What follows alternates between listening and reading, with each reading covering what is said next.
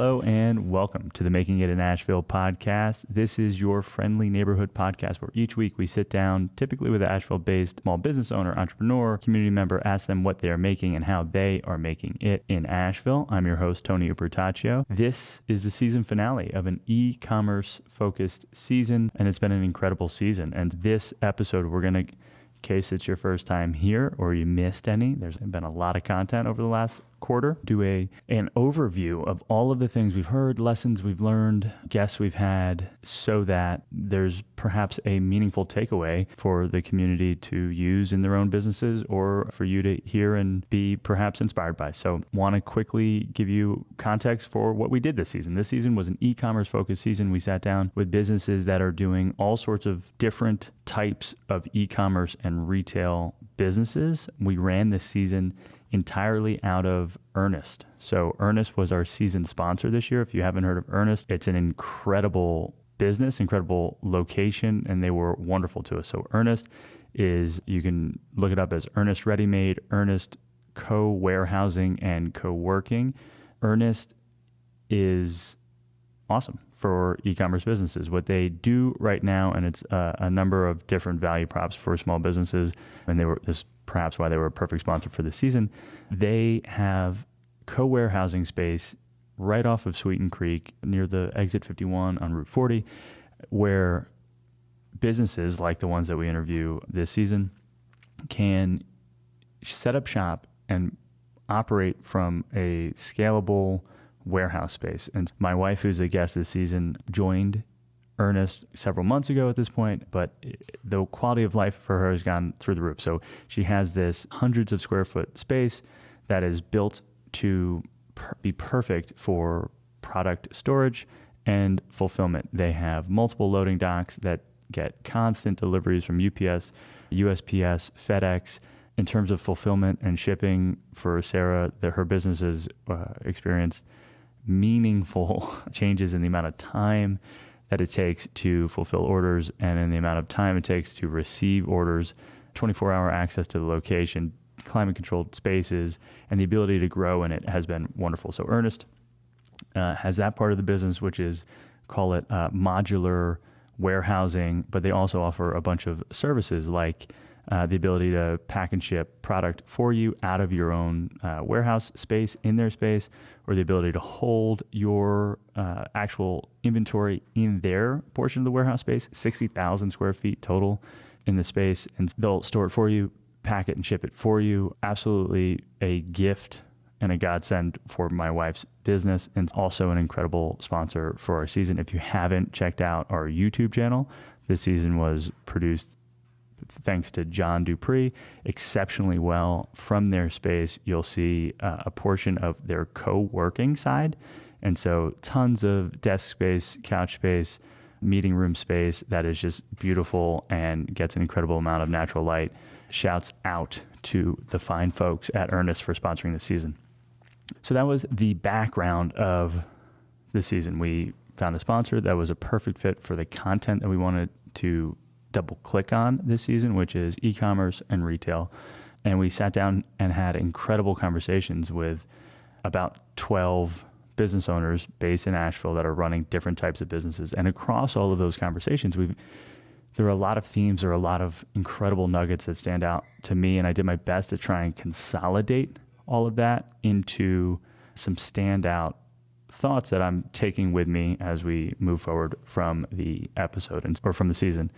And so one that stands out, I'm a tools and tech guy, and it seems almost consistently across the board, that the tech you use in an e-commerce-based business really matters. The tech that showed up the most was Shopify. Seems like most people, and this is not news, but most people who are selling physical products run their business from Shopify. It is perhaps the most robust out of the box solution with the most capacity to then grow for your standard retailer. There are exceptions to that rule throughout the season, but more often than not, if you are selling physical things, Shopify seems to be where most people go. And then there are conversations about these other parts of the business. Depending on the business, you might want memberships, subscriptions, solutions like that.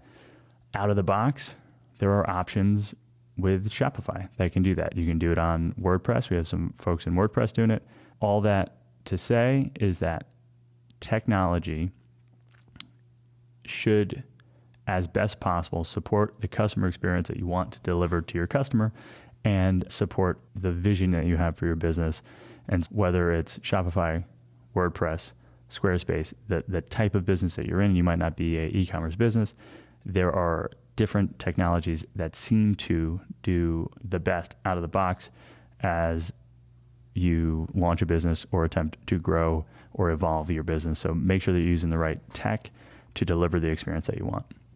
Speaking of delivering the experience that you want, spent a bunch of time with a bunch of the guests this season talking about the unboxing experience and all of the little details that you can pay attention to as a physical goods seller to heighten the experience that you deliver to your client, to your customer. As a very important point in talking about all of the places that you can add a level of care, attention to detail, beauty, and brand building, the exact counterpoint is like, how much are you cutting into your profit margin? How much can you invest in these unboxing experiences? And what we saw across the season was that there has been many, I'll say, versions per business on what the unboxing experience looks like. Some have elevated their unboxing experience, the shipping, the receiving, the Instagram and TikTok love people opening boxes. YouTube loves people opening boxes. And so playing into that and investing in that is valuable, is important.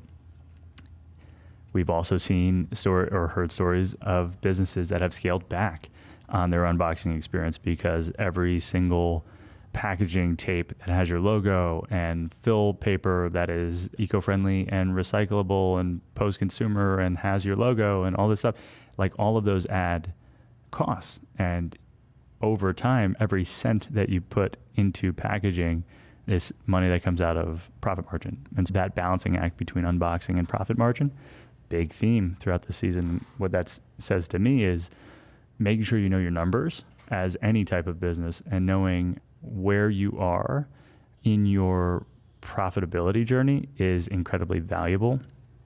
And what I would look for are ways to increase value without necessarily increasing internal costs. So like, what things can you do that are effectively free or round to free that make the largest impact, and prioritize those.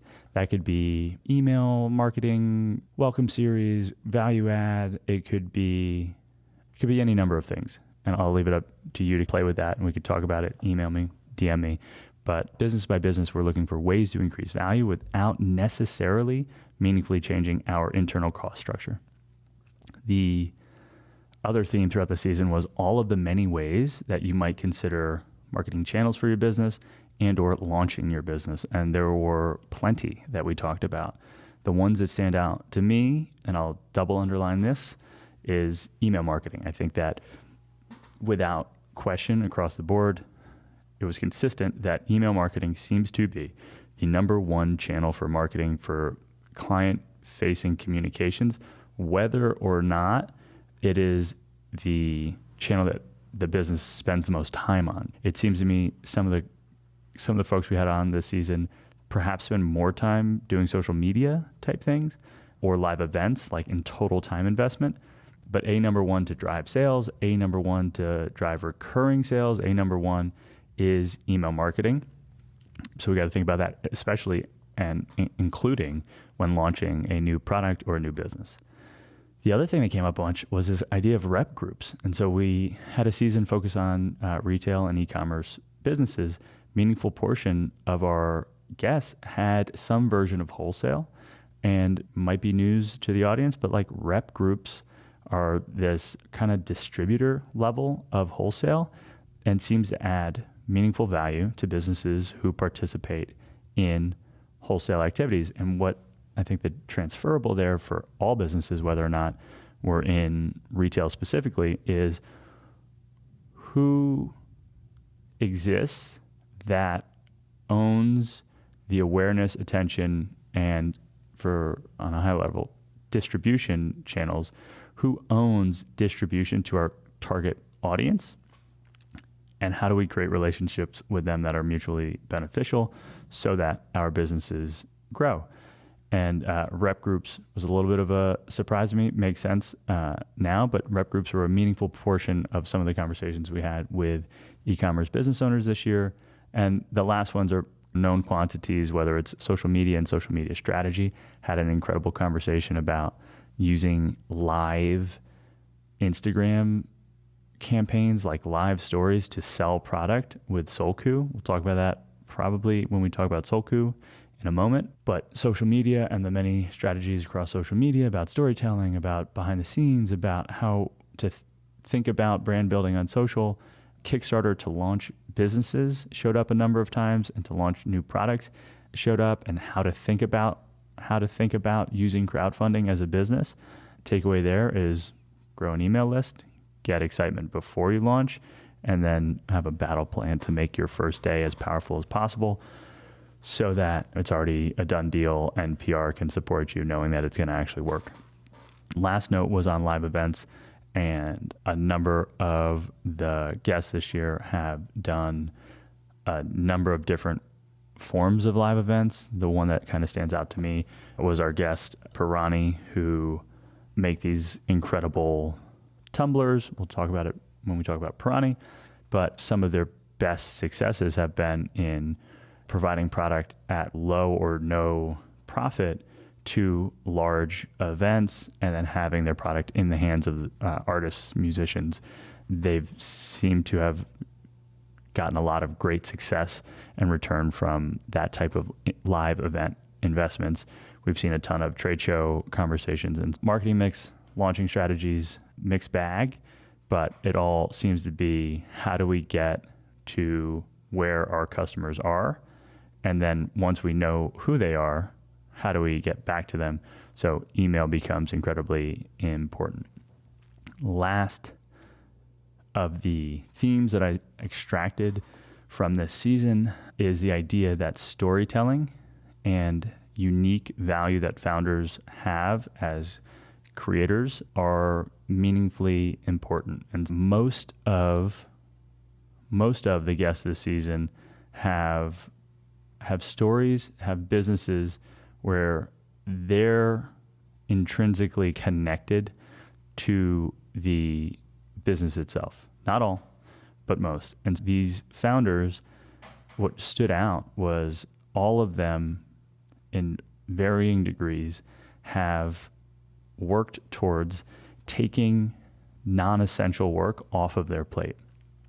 Whether that means hiring developers to help build out custom functionality on websites, because they should not be building out custom functionality on their websites, hiring teams, hiring contractors, and generally outsourcing non-critical work. That showed up consistently. And then there's an obvious connection throughout the season that some portion of the guests have leaned on either third-party logistics companies, 3PLs, or Earnest directly to outsource a important portion of their business, which is either warehousing product or fulfilling orders. But it's important to a point. Should the founder be doing it? Are those roles that have to be owned internally? There's a bunch of ways to view it. But I think while it's valuable that founders know the ins and outs of their business and have first-person experience with most of the requests that they're going to make of their team or of their vendors, contractors, partners, at a certain point you have to let go of work so that you can focus on what makes you as a founder uniquely valuable to your business and to your team.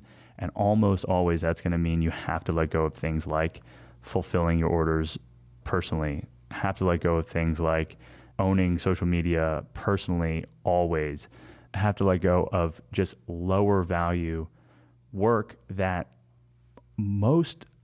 someone skilled could do at 70% of what you do or better, right? Like the amount of time founders spend in Canva making graphics that are okay versus handing that off to someone who really loves that portion of the work and can thrive in it and can over deliver relative to what you've done. Like, that's a theme that we've seen throughout the season, period. What are the unique value propositions, the areas, zones of genius that founders bring to the table? How do they create the environment where that's all that they have to focus on? That's transferable to all of us. And that's the high level of what we heard throughout the season. I want to do quickly just a speed round. I'm trying to spend less than a minute per episode so that you get a taste of what some of the content is that delivered the context of those themes from the season. The season started at episode 116. I was solo on that episode, set up the season, created context for the season, told you what we were getting into, and told you a little bit about Earnest, our sponsor for the season. Episode 117 was with Jamie Daniels, CEO of Earnest Ready-Made Warehouse and Co-working, and also the CEO of Bright Bell, which is a outsourced call center solution that is all local here in Western North Carolina. The two businesses I think are really interesting. She's a third generation business owner of the Daniels Group. Generally, heard an incredible story of the pivot from the business as a print business and printing materials into leveraging the co-working space or the warehousing space for co-warehousing and co-working, and absolutely awesome to just see and hear Jamie's story. That's 117. 118 was with Devil's Foot. Devil's Foot has done an incredible job of starting in the beverage space here in Asheville. The story stand out to me was like 3 or more maybe years in ideation and creation mode before even the first can of ginger beer was attempted to be produced. Absolutely, the commitment from the team, from Jacob and co, was awesome to hear. And so Devil's Foot has been white hot since then. They've done an incredible job of leveraging some grant funding. They have a new space in the Earnest complex, generally called the Mule. Please check out that episode. They announced a exciting new beverage line that we were the first to hear about. Episode 119 was with Elise Van Arnhem of Soulku. Soulku is awesome. Soulku has grown so rapidly over the years and done so well in Asheville that they are no longer allowed to participate in the Venture Asheville fastest growing business competitions. Their jersey hangs in the rafters, and Soulku creates gemstone-based necklaces, bracelets, earrings, and products that are very intentional and beautiful. I love their story. I love the amount of pivots it took them to get them where they are, and I love their production model. They hire all local stay-at-home moms to produce these products, and you get to see their maker's mark on all of the products that they ship out. Check them out. Incredible story of growth, right-sizing, and now growing again. Episode 120 was with Botanical Bones and Rachel Mayer. And so Rachel is we have several, I would say, pandemic babies, so to speak, in the season. And Botanical Bones is one of them. And so Botanical Bones, a organic, healthy, real food, pet food product, primarily dog product, that has dynamite branding. They use that Atlas branding and an incredible execution. Rachel and co have used the kind of in-person community building angle to grow their business exceptionally well, working or showing up at a good portion of the farmers markets locally, but they've also sold all over the country and done an incredible job of managing demand and attempting to continue to scale. Listen for some good heads up on pros and cons of using Amazon as a sales channel and of really heavily investing in unboxing experiences and what that can do to a business. Next, episode 121 was with Digestive Warrior, Karen Mullins. Karen has a space in earnest, and it's something to see. Absolutely incredible, the variety of product and the amount of product. Karen's business is it's a supplement selling business as well as a number of services that all dovetail beautifully from her personal story. Very powerful episode where we got to hear Karen's health and wellness journey from sick in bed and nearly dead to a thriving digestive warrior. And so she experienced tons of stomach issues, set out on a mission to try and figure out what's going on, and now has built a business around trying to support folks with similar or comparable difficulty and I'd say issues with their digestion. So Digestive Warrior, powerful video and episode and story of a founder who really leans into their unique story and unique value proposition as they grow their business. And so next up was episode 122, Sour House. And so Sour House is another pandemic baby, launched a little later than most. And if you ask Eric of Sour House, did they miss the sourdough baking wave? He says they did. And so Sour House is an incredible physical product. It is a house for your sourdough starter that can be climate controlled. It is awesome. The sophistication and elegance of this product really stands out to me. The strategy that they used to launch, leveraging Kickstarter and quickly rolling into a beautiful brand experience on a website. The business, since the Kickstarter completed at this point, at the time of publishing, I believe is still less than a year old, but they've done an incredible job. It's countertop art and high function. I called it the greatest innovation in sourdough baking since the Dutch oven. Check out that episode for some really high level and specific also marketing strategy from Eric and the folks at Sour House. Episode 123 was with our dear friend of the pod, Gilly Roberts. And so Ware has been on the podcast at least once before, and then also during a pandemic episodes push where we talked about the pivots and changes in businesses locally as in the wake of the coronavirus and the pandemic. And so Ware's back. Business has gone through another round, another evolution. And so talked a lot in this episode about the power a business has to be the place a client, a customer can outsource decision-making to. Gilly has gone really deep into becoming a refill business. We talk about the pros and cons of that business as a model and what has caused some businesses like it to fail in the past, and then what's coming down the pike for Ware and Gilly. And spoiler alert, they're leaning into white labeled, producing their own products, as well as subscription type engines inside of their business. Really awesome to have Gilly back on and see how she started as brick and mortar with an emphasis solely on in-person sales. And now they've grown and changed in the 5 years to lean more into e-commerce and online retail. Episode 124 was also an exciting episode with a local business called High Cotton. And so High Cotton, of all of the businesses, seems to have the largest footprint nationally in physical stores and are also leaning into retail in the near-term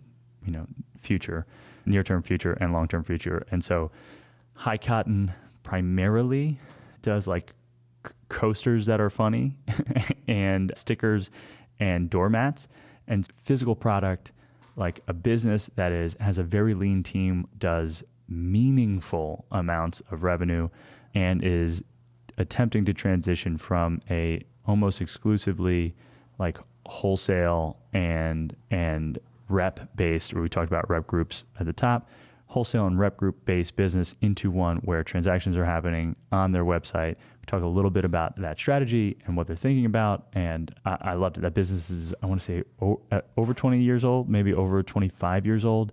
And its consistency, its ability to weather the storm and continue to grow, really exciting. And to me, gave me like a level of calm. It seems to me, and who knows if this is true, it seems to me that a business like High Cotton, of most of them, has perhaps the most distance between who the founder is and what that founder's story is, and a business that fulfills a need and adds value, if only by having people smile as they have drinks, or smile when they return to their car, or return home and get to see some witty, funny thing.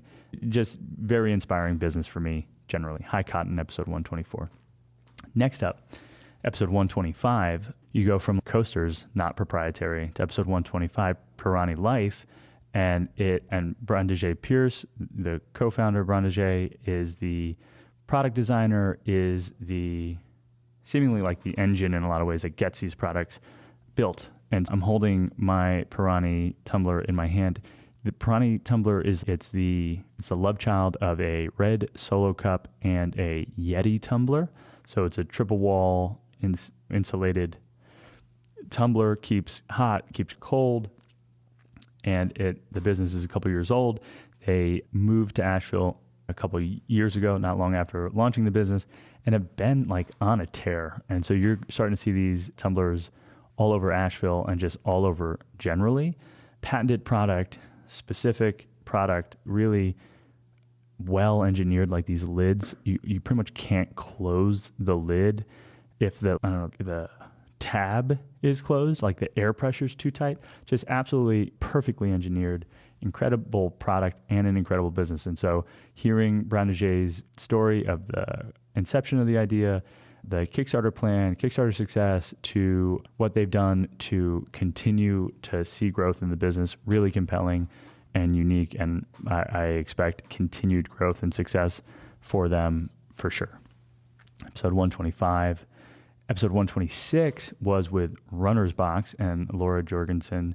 Runner's Box is, in this season, was like the subscription focused businesses. And so Runner's Box also, the Runner Box, the Rider Box, and then Laura announced on the podcast also that there's a third business about to launch. And these businesses you'll see at the time of publishing this, we're still in September 2023. They will all three of the businesses will have a website refresh and for the third business, a launch in October of 2023. But subscription-based business that focuses on supplements and nutrition, primarily products for runners and cyclists, that has done exceptionally well. The business is, I think, less than 10 years old, but has really become a priority for Laura and the team since, I want to say, pandemic-ish timeline. And the growth in those last 3 years have been absolutely exceptional. Subscription-based businesses generally are really exciting to me. You can forecast revenues. You can do a whole bunch of things that are really ideal in terms of business models. And they've done a great job of continuing to grow their subscriber base, keeping people along for a very real amount of time, because the quality of the products that they keep sourcing are so high. This third business, called Fuel Goods, is now building out this continuity level. So if you love something from one of the boxes, you can now order it from them online. I think that the marriage of these concepts, like top funnel, capture new audience and make them happy through a subscription model, and then mid funnel, bottom funnel, which is you like a thing, we can sell it to you, and then you can subscribe to just that thing showing up monthly, quarterly, or whatever frequency. Really compelling to me. They also talk about a bit of tech that they built or developed specifically for themselves to support referral growth, and referrals have shown up in a number of the episodes throughout the season. Really excited to see all of those launches in October 2023. Last up was episode 127 with Sarah Ubertaccio, my darling wife. Sarah's former co-host of this podcast. She, in the very beginning of the pandemic, we spent a lot of time at home. She got deep into her already powerful passion for pasta making, puts some of the content online. People started saying, where do you get those tools? Said, I need to figure out how to get these tools to people. 3 years later, business just turned 3 at the start of September. 3 years later, she has arguably, and perhaps definitely, the internet's largest community of homemade pasta making enthusiasts. Her business has grown in a number of different ways. She just moved into earnest to make fulfilling these products, storing these products easier and better. All sorts of exciting opportunities lie in the future, and developments have been made in her business. Episode 127 with Sarah Ubertaccio. I think you'll very much enjoy it. So that was me attempting to go a minute per episode. I loved this season. I loved the idea of doing a thematic season. I liked the quality that we brought to production. If you haven't checked, if you're probably listening on a podcast right now, if you haven't checked out our YouTube channel, please do check it out. We have more podcasts coming towards your ears and eyes for Q4 of 2023. The future is bright here. I am very excited to keep the momentum with the podcast, tell more stories of the community of founders, and admittedly also go back through the archives now that the audience level is where it's at. I think that there were incredible stories that we've told in the past. I want to bring them back up. And so if you enjoyed this episode, wherever you're listening, please do the thing on that platform to tell us that you liked it. If you enjoyed this season, reach out to me. If you have ideas for other seasons, ideas for other guests, my email is tony@makingitinasheville.com. And I look forward to hearing from you. So until next episode, do good, be good, talk soon. And one more time, thank you, Jamie and Ernest, for this incredible season. We were excited to have such a great partner, and I think we had a great season. Talk to you soon.